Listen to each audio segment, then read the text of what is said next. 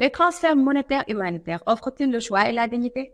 Le fait de donner de l'argent plutôt que des choses permet aux gens de choisir ce qu'ils veulent et comment ils veulent surmonter une crise. C'est donc vrai qu'ils offrent choix et dignité. Mais il s'avère que la manière dont nous distribuons les transferts monétaires peut aller à l'encontre de ces objectifs. Elle peut donner aux gens un sentiment d'impuissance et d'incertitude sur l'avenir. Il ne suffit donc pas de donner de l'argent. Nous devons le faire de la bonne manière. Voici 4 moyens simples de faire en sorte que les transferts monétaires maximisent le choix et la dignité des personnes en situation de crise. Premièrement, les transferts d'argent doivent être suffisamment importants pour couvrir les besoins de base des personnes, sans condition, afin qu'elles puissent acheter ce dont elles ont besoin, quand elles en ont besoin.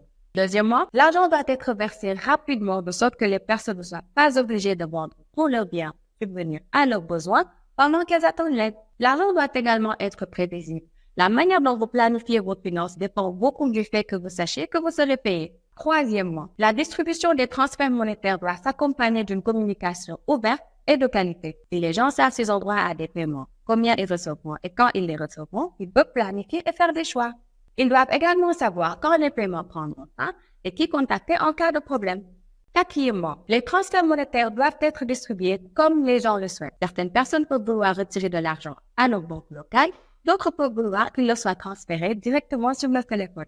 Parfois, les personnes reçoivent des bons plutôt que des espèces, mais cette option offre beaucoup moins de flexibilité. Les personnes préfèrent généralement les espèces.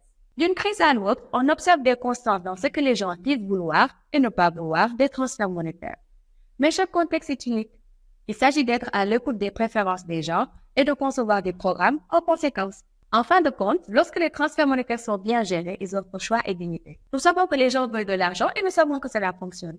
Les humanitaires doivent continuer à adopter les transferts monétaires dans la mesure du possible et suivre ces 4 points pour s'assurer qu'ils sont bien distribués.